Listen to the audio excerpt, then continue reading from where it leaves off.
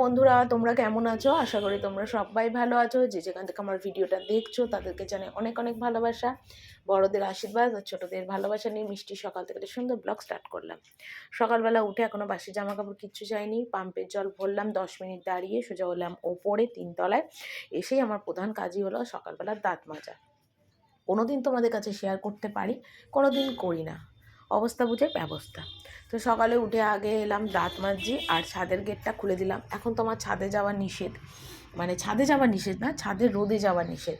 কারণ আমাকে ডাক্তার বলে দিয়েছে যে রোদে যেতে না, কারণ জন্ডিস হলে নাকি রোদে যেতে নেই। তো অনেক কিছু নিয়ম আছে, তো সেটাই আমি পালন করার চেষ্টা করছি। তো 1 মাসের কাছাকাছি হয়ে আসছে, এবার আমি ডাক্তার দেখাবো আর কি, কী বলে বা রিপোর্ট কী দেয় দেখবো। যেটা ডাক্তার বলবে সেটা, কারণ টানা 1 মাস ধরে ওষুধ চলছে, একদম হালকা রান্না বান্না খাচ্ছি। তো দেখা যাক কি হয়। তোমরা ভগবানের কাছে প্রার্থনা করো আমি যেন তাড়াতাড়ি সুস্থ হয়ে উঠি এবং সুন্দর সুন্দর ভিডিও তোমাদের কাছে, শর্ট বলো, ব্লগ ভিডিও বলো, আমি যেন তোমাদের কাছে শেয়ার করতে পারি। কারণ আমার কাছে সত্যি কথা বলছি, ইউটিউবটাই হলো একটা জীবন, ইউটিউবটাই আমার কাছে একটা স্বপ্ন, আর ইউটিউবই হলো আমার কাছে সব কিছু। মানে ছেলে, মা, সংসার, তার পাশাপাশি ইউটিউবের একটা স্থান আমার জীবনে অনেক বড়। আমি মাকে যেমন ভালোবাসি, ছেলেকে যেমন ভালোবাসি, সংসারকে যেমন ভালোবাসি, তেমনি কিন্তু ইউটিউবটাকেও আমি একটা সন্তানের মতন বলতে পারো ভালোবাসি, অনেক ভালোবাসি। মানে একদিন যদি আমি ভিডিও না করি, তোমাদের কাছে শেয়ার না করি, আমি অনেক মিস করি ইউটিউবকে। যখন শরীর খারাপ খুব বেশি ছিল তখন কিন্তু আমি, মানে একটা দিন এরকমও গেছে, 2 দিন 4টে দিন এরকমও গেছে যে আমি এক মুহূর্তের জন্য ইউটিউব খুলে দেখিনি যে আমার ভিউজ কত এসে, সাবস্ক্রাইব কেমন এসে। মানে ফোনটা যে ধরে আমি দেখবো সেই ক্ষমতাটা আমার শরীরে ছিল না। আমার ফোন এক জায়গায় আর আমি এক জায়গায় শুয়ে পড়ে রয়েছি, এমন অবস্থা। তখন সেই মুহূর্তে মনের মধ্যে এসছে আমার একটাই জিনিস, যে আমি বোধহয় আর কোনো দিন ইউটিউবে কাজ করতে পারবো না। আমার মনে সারা জীবনের মতন ইউটিউব করা বন্ধ হয়ে গেল। আমি বোধহয়, আমার স্বপ্ন ভেঙে গেল। মানে নানান রকম মনের মধ্যে আসছিল। এটা হয়তো স্বাভাবিক, মানুষের যখন খুব বেশি শরীর খারাপ হয় তখন কিন্তু মানুষের মধ্যে অন্যরকম চিন্তা ভাবনা আসে, ভালোটা হয়তো আসে না, খারাপটাই আসে। আমার ক্ষেত্রেও সেম একই জিনিস হয়েছিল। মানে আমার এরম হয়েছে 5 দিন থেকে 7 দিনের মতন আমি বিছনা থেকে উঠতে পারছিলাম না। কোনো রকমে আমি উঠে হয়তো একটুখানি খেয়েছি কি খাইনি, মানে আমার খাওয়াও বলতে পারো বন্ধ। সারাদিন আমি ভাত বোধহয় 4-5 দিনের মতো মুখে আমি ভাত তুলতে পারিনি, আমার এত শরীর খারাপ গেছে। তখন ওই জন্ডিসটা আমার ধরা পড়েনি, কিন্তু জন্ডিসটা যখন ধরা পড়লো, ওষুধ চললো, তখন আস্তে আস্তে একটু ভাত আমি খেয়েছি, খাইনি যে তা না। কিন্তু জন্ডিস ধরা পড়ার আগে যে আমার অবস্থাটা খারাপ গেছে সেটা আমি জীবনে ভুলতে পারবো না। মানে আমার যে এরম পরিস্থিতি হয়ে যাবে শরীর খারাপের জন্য আমি ভাবতেও পারিনি। তো যাকগে, তখন যেরকম হয়েছিল মেন্টালিটিটাও আমার অন্যরকম হয়ে গেছিলো, খুব খারাপ মেন্টালিটি হয়ে গেছিলো। কাউকে আমি সেটা শেয়ার করতে পারছিলাম না, একমাত্র আমার মাকে আমি পর্যন্ত বলতে পারছিলাম না, কারণ আমার মা একা থাকে। সে চিন্তা ভাবনা করবে যে কী হয়ে গেল, আমার মেয়ে ইউটিউবে তো ভিডিও করতে পারছে না শরীর খারাপের জন্য, তার মধ্যে যদি মাকে আমি বেশি বাড়াবাড়ি হয়েছে আমার সেটা বলি, তাহলে মা আরও চিন্তা করবে। তো সেই জন্য মাকে আমি কোনো কথাও বলতে পারছি না, ছেলের কাছেও শেয়ার করতে পারছি না, পারছি স্বামীর কাছে বা ফ্যামিলির কাছে, কারণ আমার ফ্যামিলি, স্বামী কেউ বুঝবেই না আমার এই ফিলিংসটা। আমি কাউকে বলতে পারছি না, আমি শুধু ঠাকুরের নাম করতাম, ঠাকুরের দিকে তাকাতাম, আর আমি চুপচাপ চোখ বন্ধ করে শুয়ে থাকতাম, আর ভাবতাম কবে আমি সুস্থ হয়ে আবার ভিডিও করতে পারবো। তো তোমাদের আশীর্বাদ, মার আশীর্বাদ, ভগবানের আশীর্বাদ, সবার আশীর্বাদে সত্যি আমি উঠে এখন দাঁড়িয়ে তবু একটু ভিডিও করতে পারছি না। তো এরমও গেছে যে আমি ভিডিও অনেকদিন বন্ধও দিয়েছি, 2 দিন 3 দিন পুরোনো ভিডিও ছিল সেগুলো আমি তোমাদের কাছে শেয়ার করেছি, আমি নতুন অনেক কিছু ভিডিও তোমাদের কাছে করতে পারিনি। মানে বলতে পারো 10 দিনের মতন আমি কোনো ব্লগে ভিডিওই বানাতে পারিনি, পুরোনো ভিডিওগুলো দিয়েছি। তারপর আমি আবার একটু সুস্থ হওয়ার পরে যখন দেখছি না আমি উঠতে পারছি, কাজ করার একটু একটু এনার্জি পাচ্ছি, ভিডিও করতে পারবো, সেই পরিস্থিতিতে আমি তারপরে ভিডিও করা স্টার্ট করি। তো এখন আমি অনেকটাই সুস্থ। মানে শরীরের ওপরে দেখলে হয়তো আমাকে কিছুই কেউ বুঝবে না, কিন্তু ভিতরে আমার তো খারাপ আছে, কারণ এখনও আমার জন্ডিসের 1 মাস হয়নি এবং পরীক্ষাটাও আমার এখনও ডাক্তার করিনি। কারণ 1 মাস পর ডাক্তার দেখাবো, রিপোর্ট, আবার ব্লাড টেস্ট হবে, রিপোর্ট হবে, তারপর সে ডাক্তার কি বলবে সেই বুঝে আমার সমস্ত কাজকর্ম আর কি চলবে। তো আমার 1 মাস পর ডাক্তারবাবু বলেছিল যে ওষুধ বন্ধ হয়ে যাবে, কিন্তু আমার খাওয়া যেটা সিদ্ধ খাওয়া সেটা আমাকে 3 মাস কন্টিনিউ খেতে হবে। কারণ জন্ডিস অনেক সময় কি হয়, সেরে যাওয়ার পরেও যদি আমি অনিয়ম করি, খাওয়া দাওয়া ঠিকঠাক না করি, তাহলে জন্ডিস রিটার্ন ফিরে আসে। আর জন্ডিস রিটার্ন ফিরলে নাকি বলে নাকি একদম মানুষকে শুইয়ে দেয়, ডাক্তারখানা হসপিটালে ভর্তি করার মতো অবস্থা। তো আমি চাই না আমার সেটা হোক। তো যাকে অনেক কথা বলে ফেললাম। আর বাজার হাটগুলো তোমরা দেখো, আর সকালে বাসি কাজ কিন্তু কমপ্লিট করে নিয়েছি। আর এখানে অনেক কিছু বাজার এনেছি, মুখে আর বললাম না তোমাদের, তোমরা দেখো। তো শরীর খারাপের পর শাশুড়ি এখন অনেক কিছু আমাকে কেটে কুটে একটু গুছিয়ে দেয়, তো উনি কাটতে বসেছে। তো কী রান্নাবান্না হবে, একটা পাঁচ তরকারি তো হবেই, যেটা আমাদের প্রধান, মানে প্রতিদিন থাকেই, মানে সবজি একটা আমাদের প্রধান খাবার রান্নার মধ্যে থাকে। আর এখানে দেখো ফুলকপি, আলু, বেগুন, কুমড়ো, শিম, ডাঁটা সব যে একটা পাঁচ তরকারি হবে, তো উনি কাটতে বসেছে। তো আমি তো এমনিতে ভিডিও ওনার করি না, উনি পছন্দ করে না বলে। তো তবু আজকে একটুখানি ভিডিও ওনাকে ক্যামেরার সামনে আনলাম, ওনাকে একটু দেখানোর চেষ্টা করলাম যে উনি তরকারি কাটছে। কারণ আমি আমার কাজকর্মগুলো যেমন দেখাই বলি, তো উনি যখন আমাকে একটু কেটে হেল্প করছে, তো সেটাও আমার দেখানোটা উচিত। তো এখানে দেখো প্রচুর কড়াইশুঁটি আমিই ছুলেছি এটা। তো আজকে একটুখানি খিচুড়ি করব। তো খিচুড়ির মধ্যে দেখো কুমড়ো, ক্যাপসিকাম, ফুলকপি, কড়াইশুঁটি সব দেবো। কড়াইশুঁটিটা একটু প্রেসারে সিদ্ধ করে নেবো। আর খিচুড়ির সাথে একটু বেগুন ভাজা না হলে তো চলবেই না, একটু বেগুন ভাজবো গরম গরম।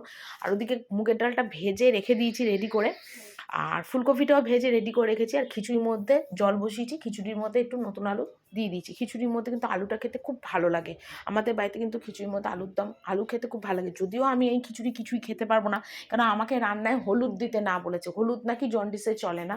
তো সেই জন্য আমার সমস্ত নুন মিষ্টি দিয়ে আঝালা আমি সিদ্ধ রান্না করি। ভিডিওতে তোমাদের দেখিয়েওছি আমি কি খাচ্ছি না খাচ্ছি।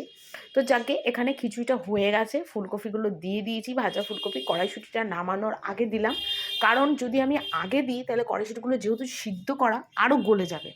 আর খিচুড়ির মধ্যে যদি একটু তরকারিগুলো গোটা গোটা না পড়ে না, খেতে ভালো লাগবে না। তো কুমড়োও দিয়েছি, বেশি দিইনি, অল্পই দিয়েছি, কিন্তু খিচুড়িটা কিন্তু আজকে খেতে নাকি খুব ভালো হয়েছিল, সবাই সেটা আমাকে বলছিল। তো এমন আমার পরিস্থিতি হয়েছে যে খিচুড়িটা যে মুখে টেস্ট করে আমি দেখবো নুন মিষ্টি ঝাল, সেটা পর্যন্ত আমি এখন করি না, বলতে পারো ভয়েতেই করি না। যে না, আমি সুস্থ হব, এটা আমার একটা প্রতিজ্ঞা যে আমাকে সুস্থ হতে হবে, আগের জায়গায় আমায় ফিরতে হবে, আগের কাজকর্ম নিয়ে ফিরতে হবে, সব কিছু করতে হবে। এই জেদ নিয়ে আমি এখন মুখে একটা রান্না টেস্ট করি, আন্দাজে দিই, কোনো সময় একটু নুন কমই হয়ে যায় বলতে পারো। তো নুন কম হয়ে গেলে অসুবিধা নেই, ওরা নুন মেখে খেয়ে নেবে। আর এইভাবেই চলছে আমার সমস্ত কিছু। আর ওখানে বেগুনটাও দেখো ভেজে নিলাম, মানে খিচুড়ি বেগুন ভাজাটা কমপ্লিট। তো রান্না তো চলতেই থাকবে, তরকারিটা বসিয়ে দিয়েছি, আর বসিয়ে এখানে রাশিকৃত বাসন। কদিন এমন হয়েছে যে আমি 7 দিনের মতন বাসন মাজতে পারিনি, তোমাদের দাদাভাই বাসন মেজেছে। অনেক কাজের লোক খোঁজার চেষ্টা করেছি, কিন্তু একটা কাজের লোকও পাইনি, কিন্তু কি করব, কিছু করার নেই, তোমাদের দাদাভাই মেজেছে। আর তারপর দেখতেও তো একটা খারাপ লাগে যে বাড়ির একটা পুরুষ মানুষ বাসন মাজছে। যদিও আমার শরীর খারাপ, আমি যদি সুস্থ হয়ে না করতাম সেটা আলাদা, কিন্তু আমি তো অসুস্থ, তাই করতে পারিনি। কিন্তু একটু মোটামুটি ওঠার পরেই বাসন কোসন মাজে, যতটা পারছি কাজকর্ম আমি করার চেষ্টা করছি, যাতে অসুবিধা কারোর সেরমভাবে কিছু না হয়। আর এখানে সকালবেলা উঠে তো জানোই বাসি বাসন কোসন সব মেজেই আমি নিই, হয়ে গেছে সকালের বাসি কাজ। আর এখানে বাসনগুলো সব সুন্দরভাবে একটুখানি করে গুছিয়ে রাখছি, যাতে মানে কি বলবো, বাসন কোসন ঠিকঠাক করে না গুছলে অনেক অসুবিধা হয়। কারণ দরকারের সময় যদি বাসনের চুবড়ির মধ্যে সব বাসন থাকে না, তখন মানে হুট করে দরকার হলে সেই বাসন বার করা খুব অসুবিধা হয়। সেই জন্য জায়গা মতন আমার বাসনগুলো একটু গুছিয়ে রাখলে অনেকটা সুবিধা হয়ে যায়। তো যাকে এখানে বাসনগুলো একটু গুছিয়ে নিচ্ছি। তারপর তরকারিটা হয়ে গেলে বাবুকেও আবার খেতে দেবো, কারণ বাবু আবার যাবে ওর ঠাকুমার সাথে ঠাকুর ঘরে। সেই জন্যে আমাকে একটু তাড়াহুড়োই করতে হয় রান্নার জন্যে সকালবেলার টাইমটাতে, কিন্তু কিছু করার নেই, যখন যেরম তখন সেরম। তো যাকে তোমাদের আশীর্বাদে যে আমি এখন ভিডিও করতে পারছি, এটাই আমার কাছে অনেক বড় পাওনা। আমি সত্যি কথা, আমি জীবনের অনেক আশা মানে ছেড়েই দিয়েছিলাম, হয়তো আমি আর সুস্থ কোনো দিন হবই না, হয়তো ভিডিওই কোনোদিন করতে পারবো না, এরকম মনে হয়েছিল। তো যাকে তবু যে একটু উঠতে পেরেছি, সমস্ত ভিডিও করতে পারছি, একটু সংসারে কাজকর্ম করতে পারছি, সবার হেল্প হচ্ছে তার জন্যে, এটাই আমার কাছে সত্যি কথা অনেক বড় আর কি। আর এখানে তো তরকারিটা আমি বসিয়ে দিয়েছি, কারণ তরকারিটা না হলে বাবু খেতে পারবে না। আর বাবু একটু তরকারি ভাত খেতে ভালোবাসে, তবে মন মতো হলে, যদি উল্টোপাল্টা রান্না হয় তখন কিন্তু বাবু খায় না, একটু পছন্দ মতন হলে তখন কিন্তু বাবু সেই তরকারিটা খায়। তো এখানে দেখো বাবুকে তরকারি দিলাম আর বেগুন ভাজা দিলাম, গরম গরম ভাত তো মেখে খাইয়ে দিচ্ছি। কারণ আমি যদি বাবুকে খেতে বলি, বাবু এখন 1 ঘন্টা ধরে খাবে, আর আমি যদি তাড়াতাড়ি করে খাইয়ে দিই তাহলে বাবুর তাড়াতাড়ি খাওয়ানোটা হয়ে যাবে।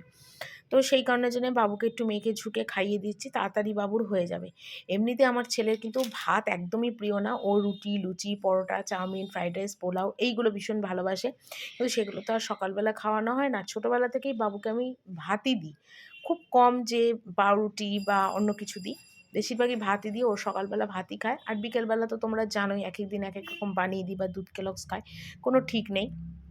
তো এটা ছোটো থেকেই ও ভাত খায়। তো আগে তো ছোটোবেলায় অন্যরকমভাবে খেত, এখন যেহেতু বড় হয়েছে একটু স্বাদে সুদে খেতে ও অনেক ভালোবাসে, যে একটু স্বাদে সুদের রান্না খাবে, একটু ঝাল খাবে, কারণ একেবারে আঝালা রান্না বাবু খেতে পারে না। একটু টেস্টফুল রান্না হবে ওটাই বাবু খায়। আর তরকারি বাবু ভালো খুব একটা বাসে না, কিন্তু তবুও একটু সবজি তো খাওয়াটা দরকার না। তো সেই জন্যে একটু সবজি খাইয়ে দিচ্ছি, আর আমি তাড়াতাড়ি খাওয়াচ্ছি যাতে তাড়াতাড়ি বাবু খেয়ে নেয়। আর এখানে দেখো বাবুকে খাওয়ালাম, তো খাওয়ানোর পর আমি খেতে বসে গেলাম। আর আমার খাবার যা, সে আর তোমাদের দেখিয়ালে মানে হাস্যকর। তোমরা হয়তো সেই খাবার দেখলে ঘৃণা পাবে। গরম ভাত তো খেতে নাই বলেছে, তাও একটু ঠান্ডা ঠান্ডা করে খাই। আর সব রকম সবজিই আমি খাই, তবে প্রেশার কুকারের মধ্যে 1 ফোঁটা তেল দিই, একটু ফোড়ন কোনো দিন দিলে দিই, না দিলে না দিই, আর 1 ফোঁটা জিরে গুঁড়ো দিয়ে সমস্ত সবজিটা একটু নেড়ে চেড়ে জল দিয়ে নুন মিষ্টি দিয়ে 3-4টে সিটি দিয়ে খাই। আর রোজ তো পেঁপে খেতে বলেছে ডাক্তারবাবু, তো রোজ পেঁপে খাই। আর যেহেতু আমার অনেক ওষুধ আছে সেই জন্য আমাকে একটু তাড়াতাড়ি খাই। আর জন্ডিস হওয়ার আগে থেকেই আমি দুপুর 2টো থেকে 2:30টার মধ্যে খেয়ে নিতাম, আর এখন যেহেতু অনেক রকম ওষুধ খাচ্ছি সেই জন্য আমাকে একটু তাড়াতাড়িই খেতে হচ্ছে। যখন আমি আগে ভালো মন্দ রান্না করতাম খেতাম, তখন কিন্তু তোমাদের কাছেও ভিডিও শেয়ার করেছি। আর এখন এই খাওয়া মানে আর কি বলবো তোমাদের, আমার খেতে ইচ্ছা করে না, খুব কষ্ট করে আমাকে এরকম খাওয়া খেতে হচ্ছে এখন। এটা তোমাদের দেখিয়ে দিই, দেখো এটা আলুর দম করেছি ধনেপাতা দিয়ে, যেটা রাত্রিবেলার জন্য রুটি দিয়ে খাওয়ার। আর এখানে দুপুরে করেছি দেখো 5 তরকারি, ফুলকপি, আলু, শিম, বেগুন, কুমড়ো সব দিয়ে একটা তরকারি। এখানে বেগুন ভাজা করেছি, ছেলে খেয়েছে। এখানে দেখো সব রকম সবজি দিয়ে খিচুড়ি করেছি। এই দেখো আলু, ক্যাপসিকাম, কুমড়ো, ফুলকপি, কড়াইশুঁটি সব দিয়ে খিচুড়ি করেছি। আবার ভাতও হয়েছে, কেননা আবার ভাতও করতে হয় খিচুড়ি করলেও। আর এইটা আমার সিদ্ধ ভাত, আমি খেয়েছি আর কিছুটা রয়েছে। ঠিক আছে, চলো আমার সিদ্ধ ভাত, এই হলো আজকে রান্না। তো দেখো এখানে এখন চান টান করে এলাম, আর সকালবেলায় যেহেতু ঘর টর মোছা বিছনা তোলা সব কমপ্লিট ছিল, তার জন্য আমার এই একটা সুবিধা হলো, বাবু স্নান করে চলে গেল, তারপরে আমি গরম জল বসিয়ে স্নান করলাম। আর ঘড়িতে মোটামুটি এখন 2:30 পৌনে 3টের মতো মনে হয় বাজে, অতটা খেয়াল নেই। তো এসে স্নান করলাম, ভালো করে মাথায় জল টল ঢেলে একদম ভালো করে স্নান করলাম। আর স্নান করে এখানে দেখো এবার চুল টুল আঁচড়াচ্ছি, সিঁদুর পরবো, তাহলে মোটামুটি একবেলা মতন কাজ শেষ। এখন হয়তো মাকে একটু ফোন করব, ভিডিও এডিটিং করবো, এইসব টুকিটাকি কাজ করবো, কারণ বাবুর আসতে এখন ঘন্টাখানেক দেরি ঠাকুরঘর থেকে। তো এখন একটু রেস্টও করব, যা হোক যেটা হোক করব। তো চলো বন্ধুরা, আজকের ভিডিওটা এখানেই শেষ করছি। কালকে একটা সুন্দর ভিডিও নিয়ে চলে আসবো, তোমরা কিন্তু অবশ্যই আমাকে সাপোর্ট করো, ভালোবাসা দিয়ে অনেক অনেক করে।